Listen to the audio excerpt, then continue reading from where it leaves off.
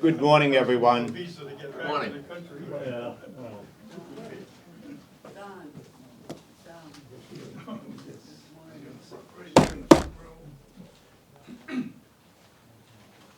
So I was informed that the clock is a little slow up on the wall, kind of like me this morning. So welcome to the Mashpee Men's Club. Happy New Year to everybody. How's the new year treating everybody? Good. Okay, so far? Okay, great. We begin each meeting with a salute to the flag, and Burke is going to lead us this morning.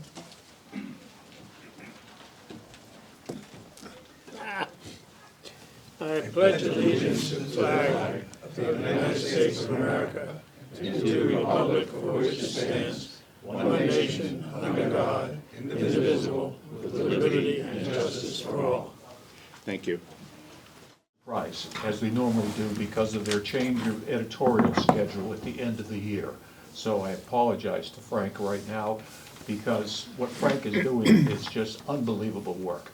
And so Frank has been around Mashpee for a long time, but he's really a Watertown person who went to Boston College, graduated from Boston College, moved into finance, and then was a banker for over 30 years.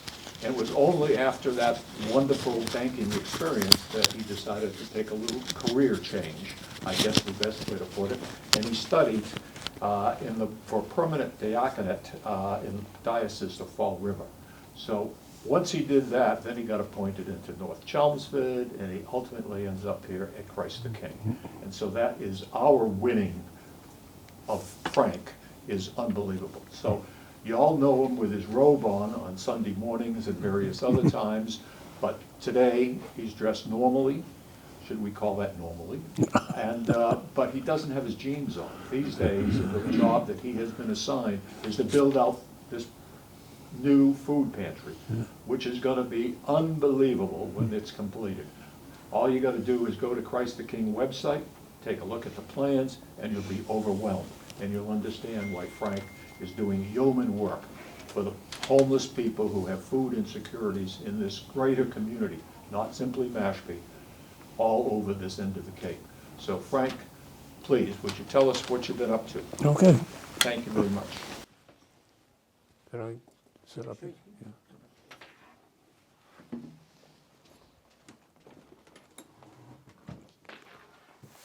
Could I use that microphone? Oh, good morning. And I thank Brad for inviting me here today. He had more background on me than I would have delivered out of my memory, but you know how that works at our age. As he said, I've been around Mashpee for a long time. I first discovered the town of Mashpee back in the late 50s when I was a teenager.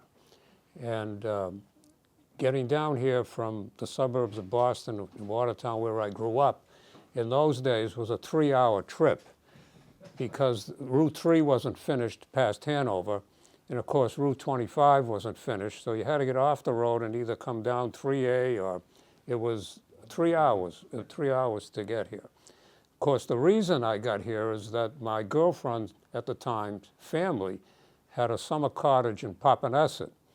So you know what you do for love. 3 hours is like nothing, right? So I took the trip in my hot rod. I'm a hot rod guy and a car guy all my life. Half of my hot rod came from a junkyard in Alston. So it was with a hope and a prayer that I left Watertown, made it to the Cape, and then I prayed harder that I could make it home with this broken down jalopy, but we seem to have done it. Of course, in those days, in the late 50s, Mashpee was a much different place. There wasn't much here. There was an all-volunteer fire department, and there were only 3 policemen on the police force. Don't ask me how I know that, but there were only 3. Of course, there was no Mashpee Commons, there was no New Seabury, and it would take you about 25 minutes to drive from Great Neck Road to South Cape Beach on an old dirt road that you either had to have a a Jeep or a four-wheel drive pickup truck to get down to the beach. And once you got down there, it was like another world. And then you had another 25-minute trip to get back over that bumpy dirt road with puddles knee-deep, and it was nuts. So I remember it when it was a totally different town. And for some reason, I fell in love with the place. I thought it was a beautiful place, even as a teenager. And in 1968, I bought property in New Seabury with the hope of maybe having a summer home someday down here and then eventually retiring. But as fate would have it, I've been living here permanently now for 40 years, because in my last 20 years of my career, I was able to commute off the Cape year-round. So I raised my children down here, and it was a wonderful experience. And you know, as much as this town has changed, and it has changed substantially, and we've been through good times and bad times over the 40 years. It wasn't always a bouquet of roses here. It got tough during certain periods of time. But as much as it's changed, I love it as much today as I did when I was a teenager in the late 50s, and never looked back and never wanted to go anyplace else. I've spent almost half my life here now, because you know, you can do the math and figure out how old I am. But that's just a little background. As a matter of fact, I've been associated with the real estate business for most of my career. And just a little side issue here. In the late 50s and during the 60s, you could come to Papaneset and buy a lot for $500, okay? Two or three houses from the water. And if you were really a high roller, you could buy a lot on the water for about $1,000, okay? And there was a contractor in town by the name of LaButte. I don't know if anybody remembers that. Well, you'd bet your $500 lot, and he would build you a 2-bedroom cottage with a crawl space for $2,000. So all in, $2,500. Now here's the end of this story. My in-laws, by the way, I ended up marrying that girl, so it was worth the trip, all right? My in-laws' house, they had one of those deals. The $500 lot, $2,000 for the house. 2-bedroom cottage, crawl space, seasonal, no heat, and 3 houses from the water. That house, 6 months ago, now they haven't changed the house. They did some remodel. We did some remodeling to it. It's changed hands 3 or 4 times, sold for $1.4 million. So for an investment of $2,500, if you lived long enough, you would have had a good return on that, right? So with that, that's just a little background on where I come from, because when you go to these meetings, and I'm asked to do these speaking engagements all the time, you can see people saying, who is that guy? Well, now you know who this guy is. So I'm a deacon at Christ the King Parish. I've been ordained for 30 years, and it was a different kind of vocation for me, and something that I loved and enjoyed. Actually, for 15 years of my career in the diaconate, I was the director of formation for all the deacons in the Diocese of Fall River.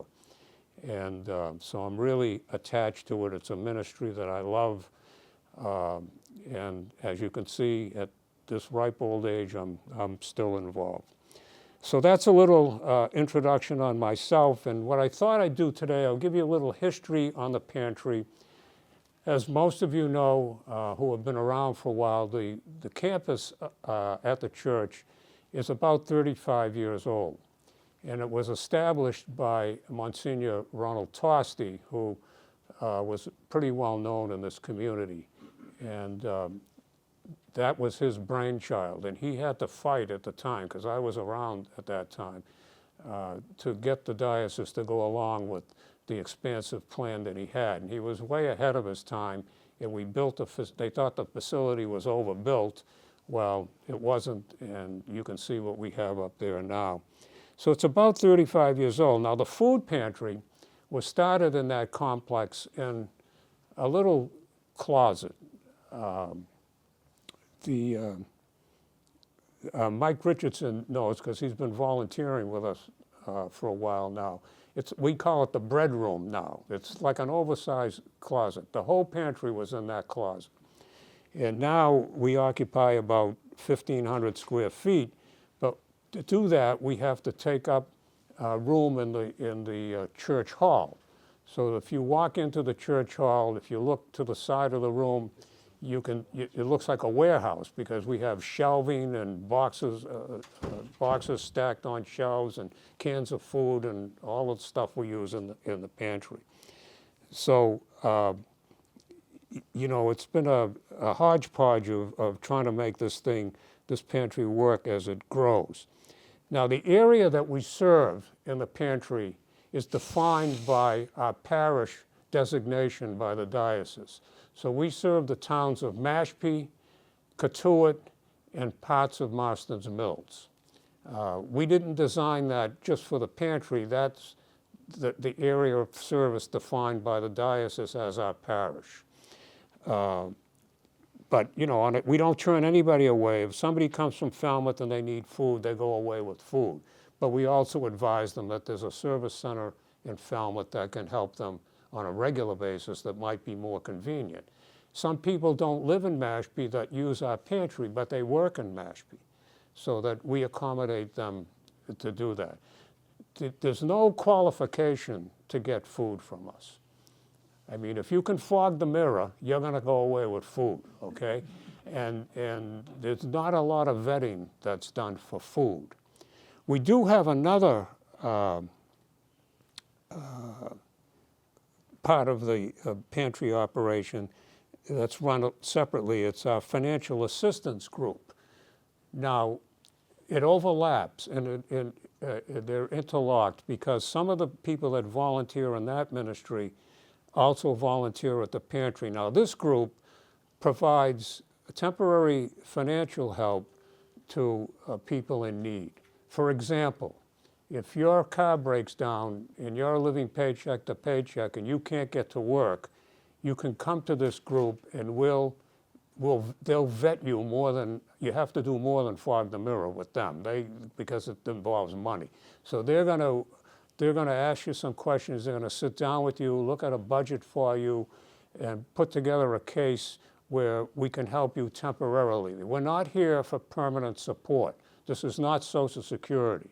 This is to get you over the hump on something that's happened in your life that set you back. We can help you with fixing your car. We can help you with a month's rent if you were out of work for any reason. There's a lot of different scenarios that come up where we can give you aid. Now, obviously, this interlocks with what we do at the pantry, because the first thing we tell these people that come in for financial assistance is, do you use the pantry? Because with today's prices, with the food that we give you, depending on the size of your family, you can save $200, at least $200 a week by using the pantry. That's $800 a month. That's a big number in relationship to what some of these people are going through. So the two associations here are interlocked, and that group is comprised of about 8 caseworkers, and they're busy. We have a hotline that people call into. We have people on call that monitor that line, and we get back to you right away if you need financial assistance. Now, one of the things, so I can put this whole thing in perspective for you. This is kind of hard to believe, but this is a real statistics. 1 in 3 families in the Commonwealth of Massachusetts is food insecure. 1 in 3 families in the Commonwealth is food insecure. I was stunned when I heard that. If you want to do some research on food insecurity, my suggestion is that you go to the Greater Boston Food Bank website and start your research there. It'll open your mind to what goes on in our own Commonwealth, especially on the Cape. Everybody thinks that everybody on the Cape is rich. Why? Because I worked in Boston for many years. And while I worked in Boston, I volunteered at the Pine Street Inn. And David Gleason, who's sitting in the front row here, we have a common connection there. But when I worked in Boston, when I went early in the morning, I could see poverty and homelessness on the streets every morning because people were sleeping on grates, they were sleeping in doorways, they were sleeping in boxes, they were sleeping in parking garages, they were sleeping in stairways and buildings. I could see it. You don't see that in Mashpee. You see a little bit of it if you go to certain parts of Hyannis, but you don't see it, people sleeping in doorways in Mashpee Commons. It's hidden. The other thing that's not apparent to a lot of people, in the summertime, we have people in Mashpee living in the woods. It might sound shocking, but it's the truth because I give them food. I don't ask them where they are in the woods because if somebody comes to me and says, where are they in the woods? I don't want to have to tell them, so I don't ask them. They want something, they come, we help them out, and we get them on our way. So keep in mind, 1 in 3 families food insecure.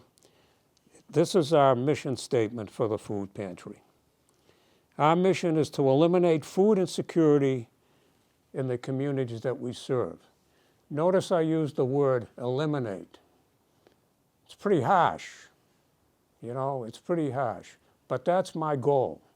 That's my goal. I made a presentation to the Board of Selectmen. Well, I don't think you were elected by that time. This was his 3rd time back. And at the end of my presentation, I said, nobody in this town's going to go hungry on my watch. Well, what did they do? In the Enterprise, that was one of those, bold print markers. So I was subjected to, when I went to the post office, hey, Frank, you made a commitment now, But I believe in that, and I believe we can do that. And that belief is reinforced every week because what I see what the community does to try to support our effort. Now, there's critical components to this whole operation. This is not about cans of soup. Believe me when I tell you.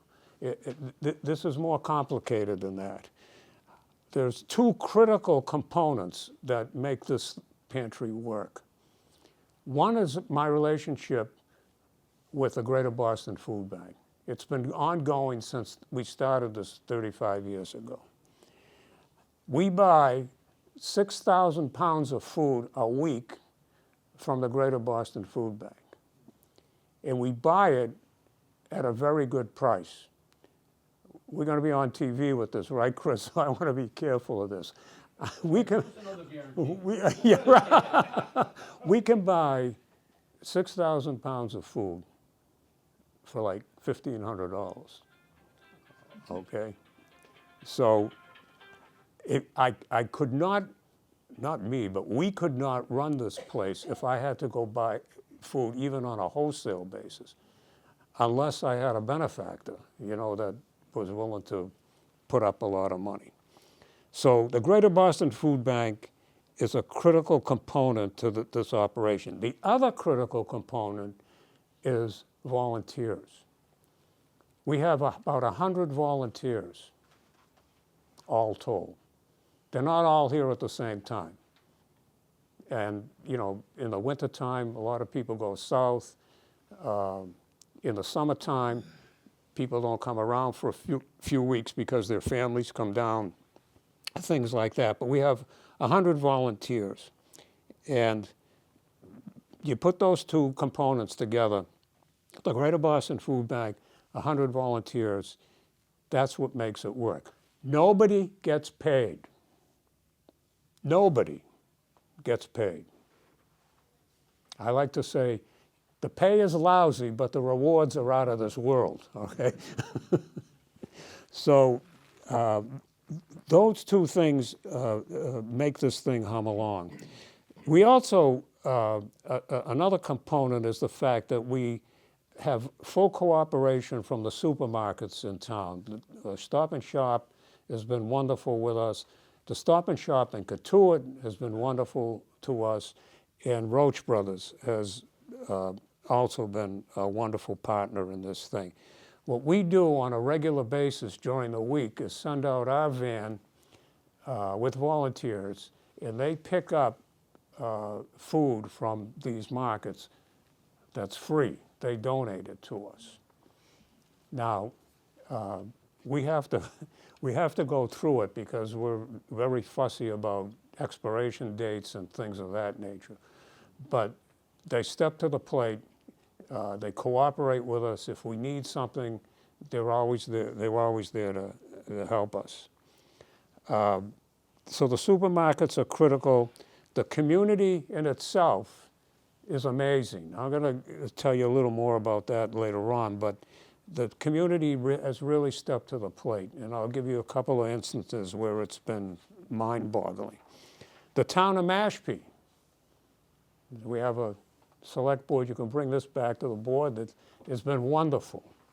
It's been wonderful. They support us in many ways, and I'll detail some of that later. Also, and I don't want to overlook, is our parishioners. Our parishioners support us through donations directly to the pantry and to donations to the church itself. And of course, you know, I'm kind of a real estate guy. We get the use of the facility without paying rent. So if I had to go out on my own and do this in a warehouse in the industrial park, I wouldn't be able to do it. I mean, we just wouldn't be able to do it.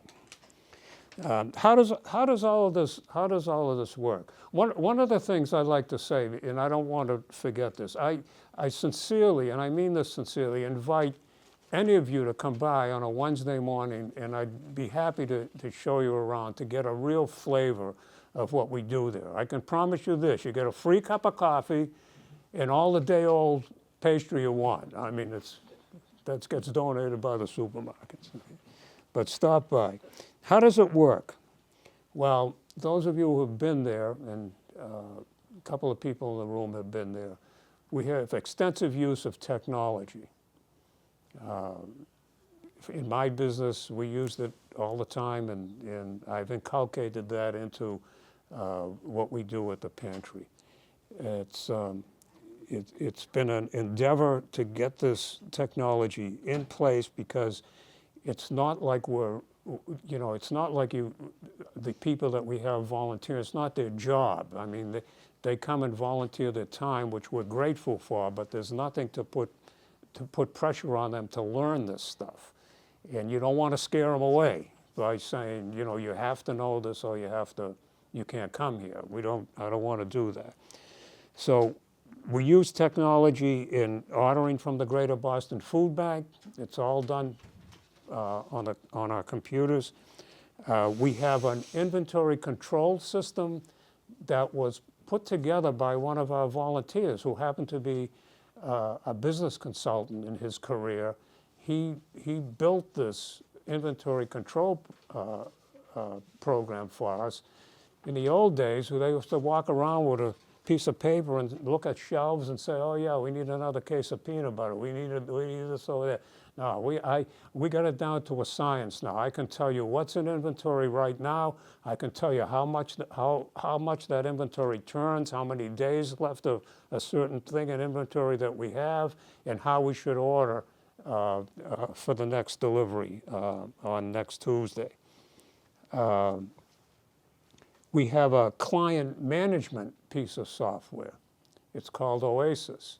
We install that after much gnashing of teeth and blood, sweat, and tears. We got it installed, and we can track our client base. And we have to do that because we get some of our food from the USDA through the Greater Boston Food Bank, and the government requires that you report statistics to them on family size, whether they're in the SNAP program or technicalities like that. Everything is done on a barcode. You have an ID card. If you're a member of the pantry, you have an ID card that has your name on it and a barcode. So what you do is you drive up to our check-in position. Somebody will scan your barcode. your name pops up on a screen on a computer that's right there, and then we ask you to order. Now you can order from 9 different menus on this of what we have available. You can get all 9 menus, or you can select. I want 1, 6, 5. We do that all by barcode. Once that gets loaded on that computer outside in the parking lot, it gets pushed, they send it inside to the building. There's another computer in the building that prints out an order sheet. That's your order. And we have pickers, somebody with a shopping cart takes that slip and fills that order with that shopping cart, rolls it outside, and we have a team outside that loads your order into the trunk of your car. The client doesn't have to get out of the car. And our record is 55 clients in 1 hour that we've processed through there. You know, I'm going to give you some statistics on volume pretty soon. We have, the Greater Boston Food Bank is quite an operation. If you've ever been up there, it's mind-boggling. I mean, it's huge. You can see the building from the Southeast Expressway. But they have a nutritional rating system at Greater Boston Food Bank. The highest rating it's color-coded, it's green. So if you order food and it's in the green category, that's the best nutritional value they have. Next step down is yellow. That's still good, that's very good.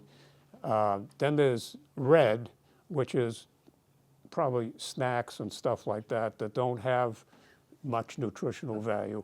And then there's non-rated. Non-rated is non-food. I can buy non-food items from the Greater Boston Food Bank, like paper goods and things of that nature. I don't like to do that because I'd rather take those funds and devote it to nutritional food. So I have a special menu here, which I'm going to leave for you to make copies of and pass out to your members, of non-food items that you can, somebody wants to donate to the pantry. It really helps us because I don't have to buy those, and it doesn't count for my weight. I'm limited in weight with the Greater Boston Food Bank to 6,000 pounds. And the reason for that is they send an 18-wheeler to Falmouth that has a load on it every Tuesday morning for the service center in Falmouth, for Martha's Vineyard, and for us. And I can only get 6 pallets on that 18-wheeler. I got so frustrated with that, I wanted to buy my own 18-wheeler at one time and run back and forth, but they didn't want me to do that.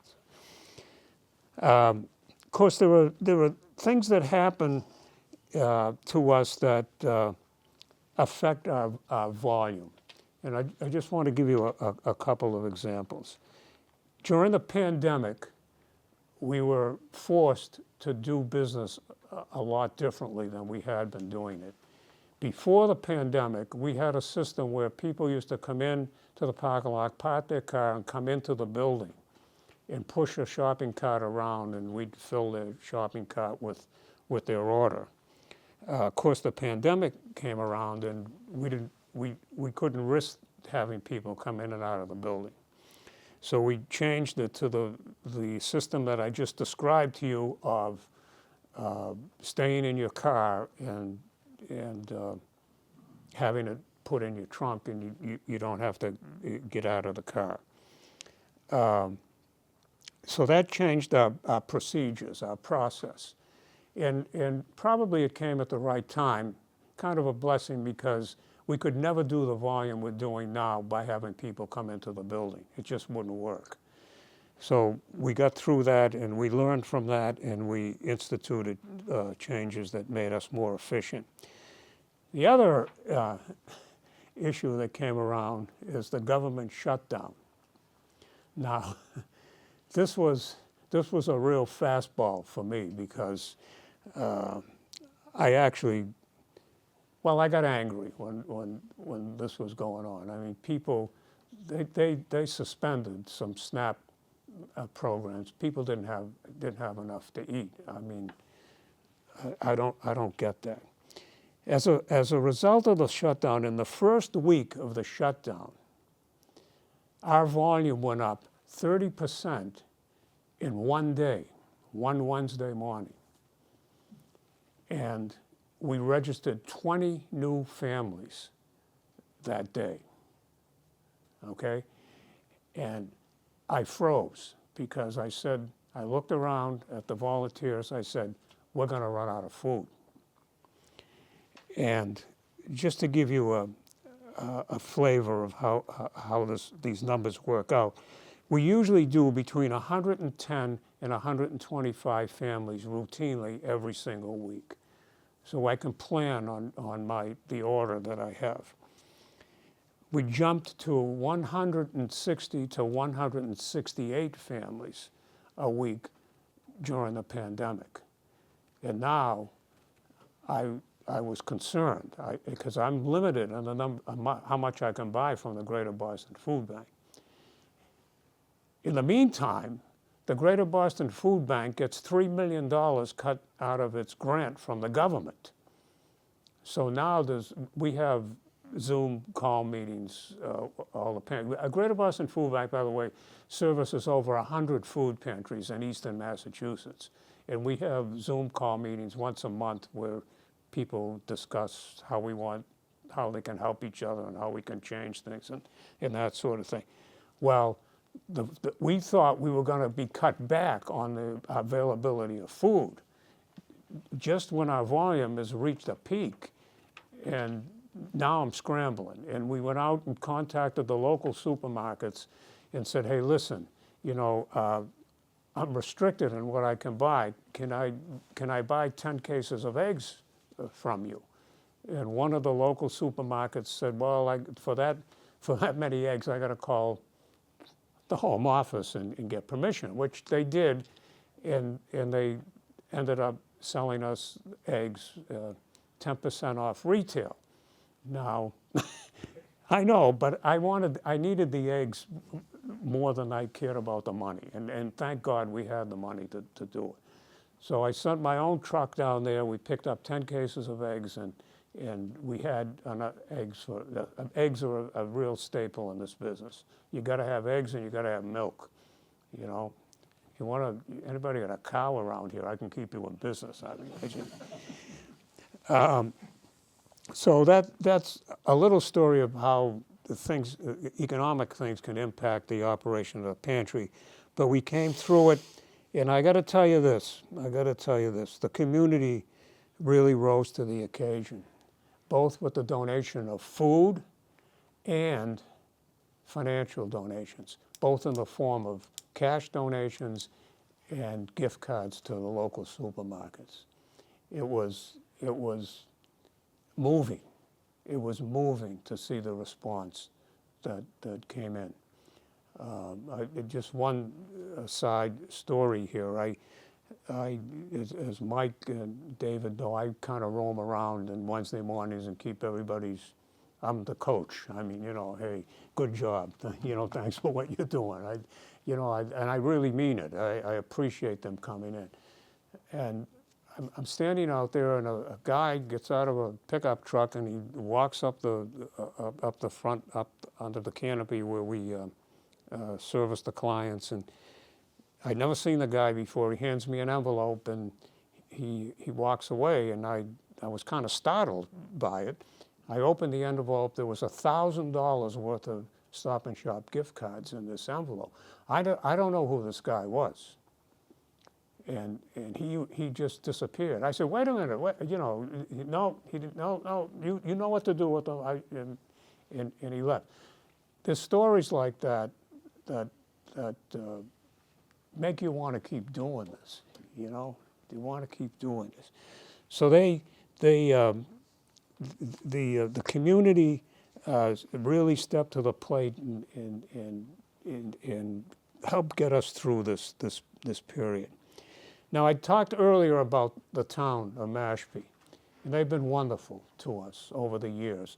Like the Human Services Department, I was on that committee for a while. they give us a grant every year. And it's a very generous grant to the food pantry because we cooperate with the Human Services Department. If they have somebody come into town hall, they have a Human Services Director, a social worker, and they need help, like with our financial people, or they need food, they send them over to us and we take care of them. So that justifies us, with the grant they give us. The other department is the Mashpee Fire Department.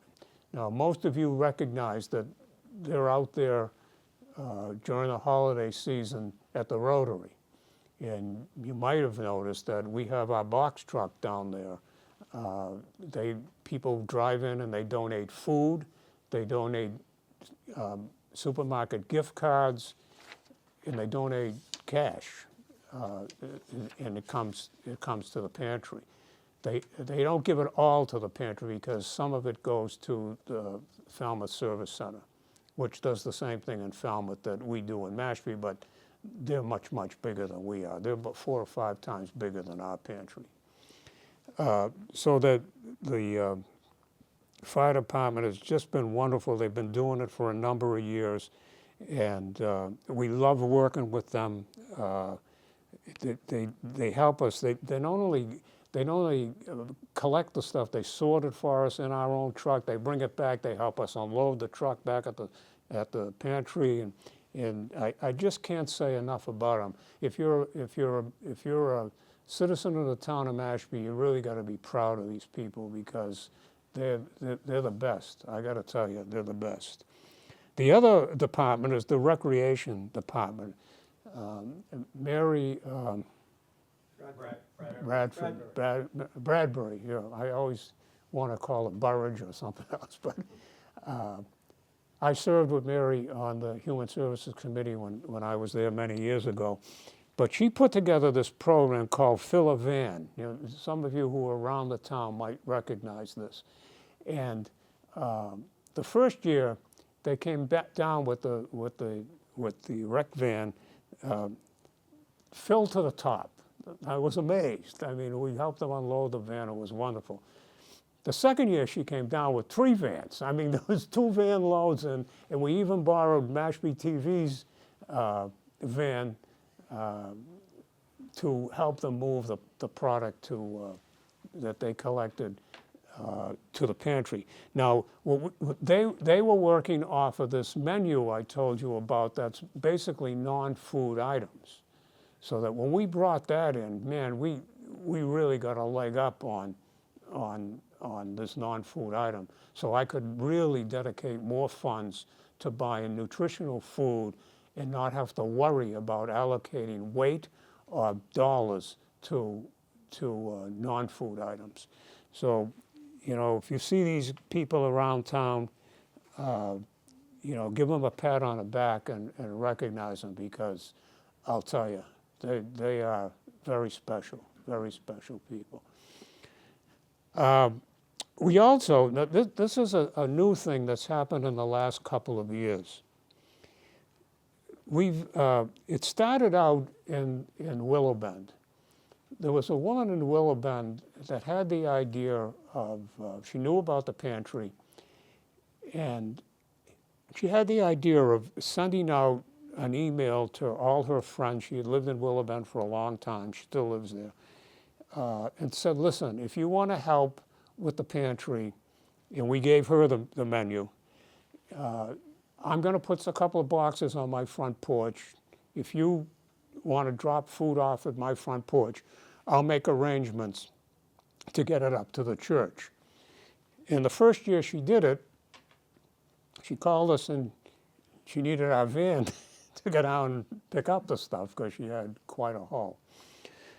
The second year, which was this year, it caught on in the community of Willowbend. And they designated another house in another section of Willowbend, in the Heights section. And somebody in the Heights section did the same thing. So now they had 2 collection points in the same Willowbend community. And man, did that pay off because we got even 2 or 3 times as much than we got the first year from them. and some financial donations to go with it. So something clicked in my mind because I'm the chief. I mean, how am I going to describe this now? I do a lot of fundraising and recruiting for volunteers. You know, nobody gets out of this room without doing one or the other, right? So something clicked in my mind about this. And sure enough, I mentioned it to somebody in Southport. And they said, yeah, geez, that sounds like a good idea. And they put it to work. And lo and behold, they had, I wasn't down there. I know some of you probably live in Southport, but we got 15 shopping cart full of food from the people at Southport, plus a very generous financial donation. So this homeowners association thing started to catch on. And then I got a little embarrassed because the only HOA that wasn't represented was New Seabury. That's where I live. So I called my friend Mike Richardson, you know, and he put together a program, and now we have a collection point, right, Mike, in New Seabury. So if people want to donate food or anything to the pantry, they can drop off inside the community. They don't have to drive up to the church, and they don't have to leave the compound. So that's worked out very well. Now, is my time up? You're doing good. I'm doing good? Okay. What does the future hold for the pantry? You know, when I went to the select board, I said, unfortunately, I'm here to tell you that business is robust and growing. You know, I'd like to come here and say, gee, we're going out of business because there's no need anymore. We've eliminated food insecurity. I can't say that today. So what's the future hold? We continue to grow. As was mentioned earlier, we have construction underway to add on to the facility. Will be the first time in the history of the pantry that we have dedicated space for the pantry. We're encroaching on space in the church hall now, so that, you know, we have movable partitions that we try to hide our inventory behind in the shelving. But, you know, if you want to have a get-together in the hall or collation after a funeral or something, you're going to be looking at this stuff in the backside of the hall. We're going to eliminate that. We're going to have our own space. It'll be secure. We won't have to, they will be able to use the hall even probably at the same time we're running the pantry, which they can't do now. So it'll make our job more efficient because we have to do a lot of setup and breaking down now every Wednesday, which we won't have to do in the future because we'll have our permanent space. We have a new loading dock now at the pantry. We used to unload 6,000 pounds of food, one box at a time. We were breaking down the pallets on the truck and handing them down to a line of volunteers that would bring them inside the building, one box at a time. Now we have a loading dock, and we have a pallet jack, and we bring the pallets into the building all together, put them in appropriate locations where they're broken down inside and loaded on our shelving. We've also added, in the last couple of years, a walk-in freezer, and just a few months ago, a walk-in refrigerator. And we went from 50 square feet of freezer and refrigerated space to about 500 square feet. So we're enjoying the convenience of that. And, you know, last but not least, I wouldn't be me if I didn't say we're still fundraising and we're still recruiting volunteers. But I do ask you to, if you have an interest in this, just out of curiosity, you know, to stop by and, and take a look at what we're doing. I'll admit this, there are even some parishioners that don't know the extent of our operation there, because it's out in the back and it's not visible during, you know, weekends where the church is most active. But I encourage you to come by and say hello, and I'll tell you, when people come in and I'm showing people around, it lifts the morale of the volunteer team too, you know, and especially when you have, you know, very influential people like selectmen and members of the planning board or something like that that come through. These are highly respected people in our community, and you know, it shows that people are paying attention to us. So I ask you to do that. Frank, what is a good time to do that, to drop by? We're open from 9 to 12 on Wednesday mornings. So with that, if anybody has any questions, I'd be happy to answer them. Yes, sir. If you go back to the very beginning, you said people stand in line and everything's off their name and the barcode. Suppose someone shows up without one of those. Oh, yeah, it happens. Can they get food that day? or- Absolutely, absolutely. We can register you the same day. Okay. So you come, we have a front man that polices not polices, but he monitors the cars coming along. So we hand them informational packages, and we take down their names, and not their names, but we ask them if they have any questions or things like that. He's kind of like the greeter. And they'll say, well, I'm not a member. And he'll give them a form to fill out. So they're sitting in the car, and they can fill out the form before they get to the check-in period, and they'll know right away this is a new client. So they'll get the name, address, a form of identification, how many people in the family, and they order right off the menu right then and there. So they go away with food in their trunk. What do you do with people who have food allergies? Do you have a special section? No, unfortunately, we don't do that. What they can do, though, is they can, when you look at the menus, the 9, we call them carts. I don't think I have one of those with me. But when you look at the carts, it itemizes every item in that cart. So that if you have a food allergy, you know that you shouldn't be taking that. Some people have, you know, we put things in their order by mistake, not by mistake, but they'll say I can't eat this, or I'm allergic to this. They'll actually turn it back to us right on the spot. We can't take it back if they drive away with it, but if they're on the spot, we can take it back. Yes, sir. I have a feeling some people are taking advantage of the whole system, because I know some people who are.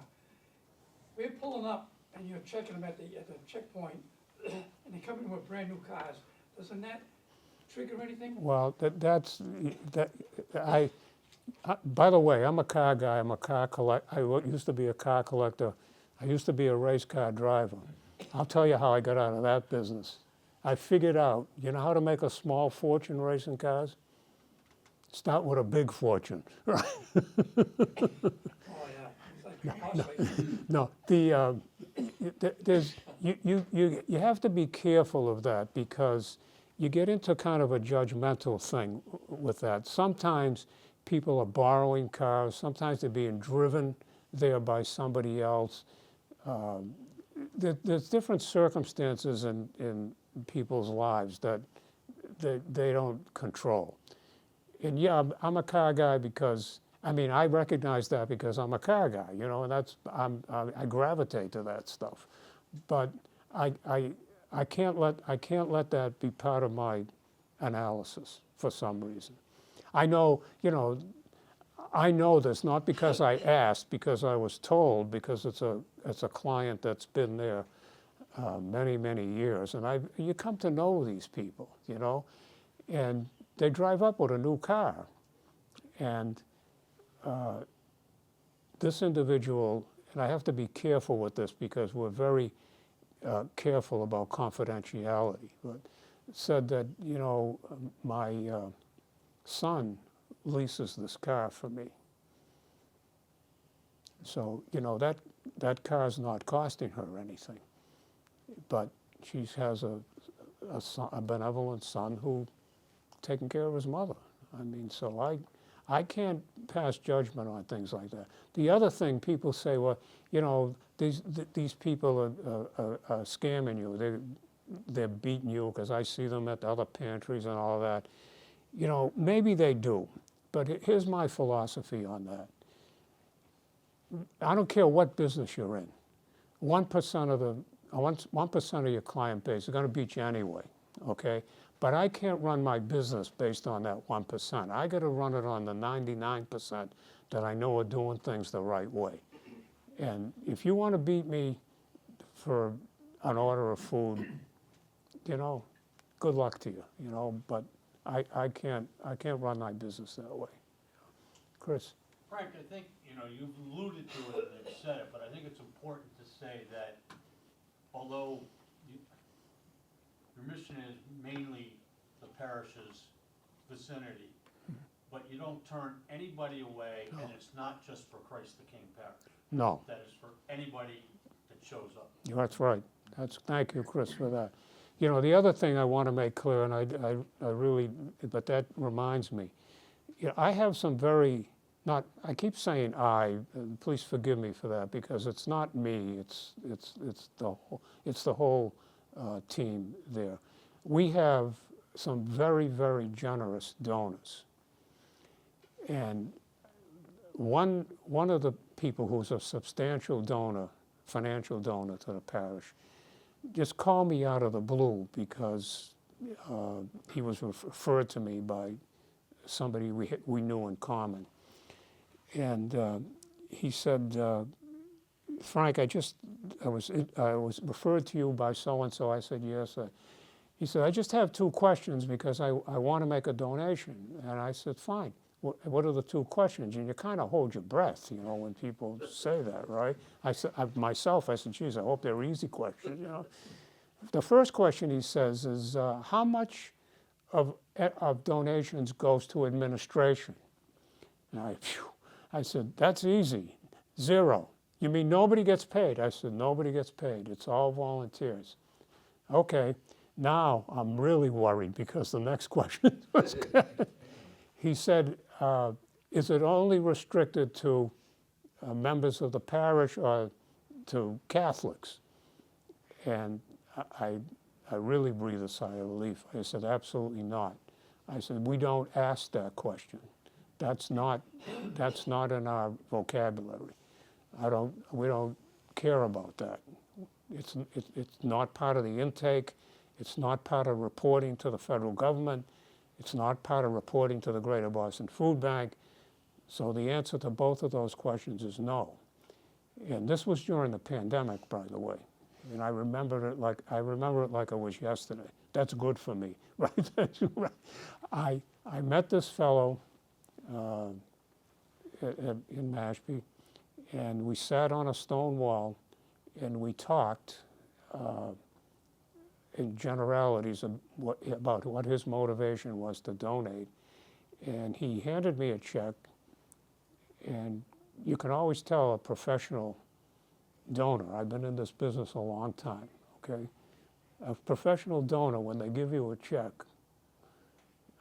always has the check folded, and it's folded in.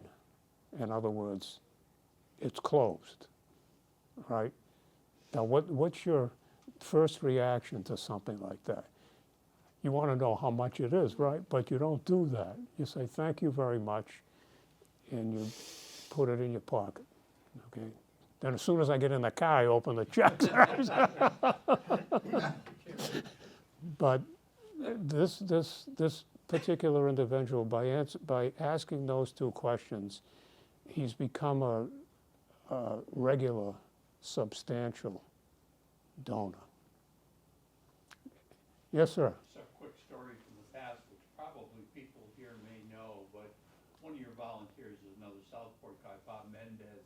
Oh, yeah. And Bob, for years, was involved back in the day when you had to drive the truck, I guess, to Yarmouth. Harwich. Harwich, I used to, that's what- I used to drive it to Harwich. So he drove the truck up for the first time. Yes. And as he arrives in Harwich, the guy in the loading dock comes out and said, "You must be Christ the King." And he said, "No, I'm Bob the Jew." Yeah. Yeah. Thank you for telling that story. That's a true story. We got a kick out of that. As a matter of fact, we were invited down to the synagogue in Falmouth. Bob invited our pastor down to give a talk down there, and he actually told that story in the synagogue. That's a great story. Thank you for bringing that up. But he's there every week, and I think Bob's like in his 90s, you know. Yeah, and he's still sharp as a tack, and he comes every week, you know, every week. We're glad to have him. We're glad to have him. Yes, sir. So this is a comment on what happened to me yesterday, that I woke up and I had no heat in the house. So kind of a tough way to start the day off. And last time I had a plumber come to the house, he was there for 3 hours and charged me $1,000. I said, well, I'd rather not do that route again. So I went on the computer and went to ChatGPT. Is everybody familiar with ChatGPT? Okay, give it a whirl. It's an amazing thing. I actually asked it some information about the Mashpee Men's Club. It knew all about us. Did it? It knew when we met, where we met, all kinds of interesting things. I think it probably knows more about me than my mother does. But anyhow, getting back to plumbing, so I said I really don't want to call a plumber, not yet, unless I really have to. Well, I worked with ChatGPT for probably a couple hours there on ChatGPT.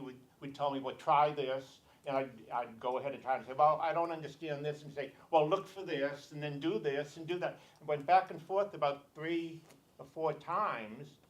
I got my heat working again.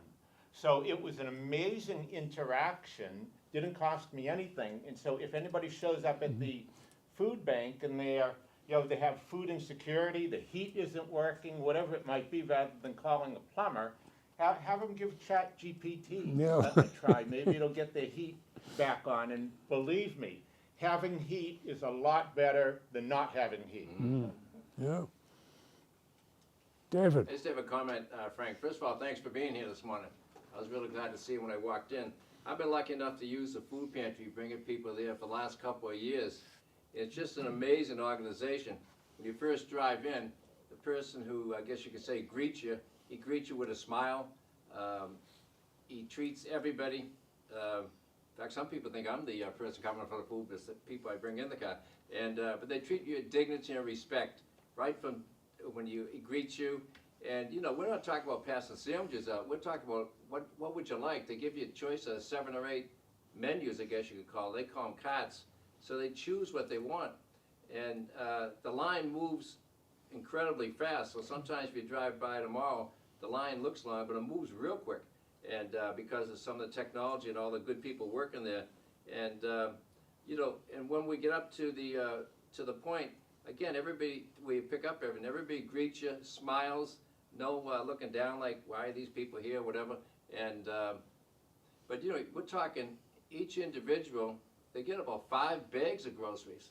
I mean, we're talking a lot of groceries. We're not just talking like you know, stuff for the weekend. And it just, they make people feel comfortable. They put them in the trunk for you. You know, they wish you well. I know they mean it, but it's just an amazing operation. And you know, like was mentioned earlier, nobody is turned away. Nobody is turned away. And I know you mentioned something about Mashpee, Cotuit, and Marston's Mills. I bring people there who are homeless. So the question is, I don't know. They don't know where they live. If you're homeless, everywhere you live, where it's a bench, that's where you live. And nobody is turned away, and it's certainly, people I bring there don't belong to a church or live in a certain precinct or whatever. I'm not too sure where they live, but it's just, it's an amazing organization, and as Frank has pointed out, the people working there, volunteering there, they're all in a good mood. I don't know where he gets all the people, but it's really, really, I've taken a tour, and obviously I've gone driving people there for a long time, and I've worked for a lot of nonprofit organizations, including, Frank was a volunteer years ago, I guess about in the 80s down at Pine Street, and I worked there for 10 years, and I get paid. But, when I make a donation, and I always ask how much money goes administrative cost. And I've done this, I know at Pine Street, and some people said, I wasn't an administrator, I was a psychologist. But you can find out how much is paid. And sometimes I do shop around. I ask at Gosnell how much the directors makes, et cetera. And I think it's the only organization I know where nobody gets paid.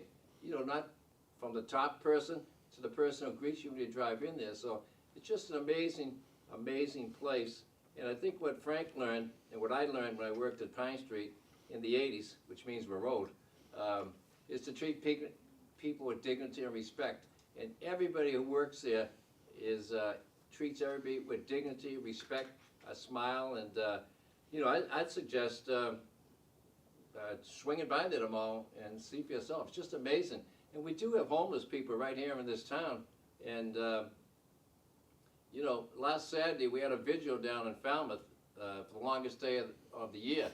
And some of us from this town went. Mashpee didn't do anything. I had called town hall, and respectfully, they didn't seem to know what the hell I was talking about. And so I wrote a letter to the editor, which you might have seen, that the only town on the Cape and the islands was Falmouth that had a vigil. And we had a big turnout. There were some people from Falmouth, including, I will give credit to our state representative, David Vieira was there. And then we slept out. I only lasted a couple hours. It was freezing in the car. I mean, it was like 20 degrees. And I'm 79 as of Sunday, so it was a cold night. But anyhow, this guy does an amazing job. And it's just, we're lucky we got this in the community. So lucky. And it's, anyhow, I'm really glad to be here this morning. Yeah. So thank you. Thank you, David. Any other? Yes, sir. You got clothes to donate that you wanna definitely get to the homeless, where can you donate it? Well, we have a thrift store, coincidentally, down in Katuitt on 28, and they take clothing donations down there. But don't they But- resell it? Well, they resell it, but what we do at the pantry, this is something that isn't known. We have what we call vouchers. So if our finance and assistance people are dealing with them, or if they're dealing with the pantry and we know that they need something, they ask for clothing for the kids or something like that, we give them a voucher that it's just a piece of paper that they can go down to the thrift store and get the clothing for nothing. It has an amount on it, but nobody holds you to that. But it is a reseller. I mean, they do resell clothing down And there. I've been putting some stuff together in sweaters and winter Yeah, stuff. yeah. And which I've made calls everywhere to see where it would go without getting resold, so somebody makes a profit on it. Yeah, but I wanted to go to the homeless, and the only other place I found was a place called Hand in Hand on Sandwich Road. yes, Maybe yeah, somebody knows that. they do that too. And the Service Center has a place in Falmouth, but they resell it too. Yeah. But when I say resell it, it's not, it's worth taking a walk through that thrift store down there. They got some pretty nice stuff in there, and they don't get a lot of money for it. I mean, they sell stuff for $5. You talk about a sweater. You go in there, hardly worn stuff like that. They sell for $5 or $6. I mean, it's, Some of the homeless people can't even afford Well, that's And they true. don't But even probably go to your food if they come to us, then we give them a voucher so they can get a sweater down there. And the thrift store's all volunteers too. That's all volunteers. It's amazing. How does this work? Nobody gets paid. Good people, that's why. Well, like I told you, the pay is lousy, but the rewards are out of this world. So, But I thank you for this opportunity to speak to you. I got to meet some new people today. Somebody told me that at our age, I can say our age as I look around the room, that you have to make new friends every single day. Otherwise, at our age, if you don't do that, you're not going to have any friends, right? So I'm glad I made some friends today, and I'd be happy to greet you if you come by the pantry, and thank you for this opportunity. Thank you. Do we have anything else? Can I have a motion to adjourn? So Second? Okay. Thank you.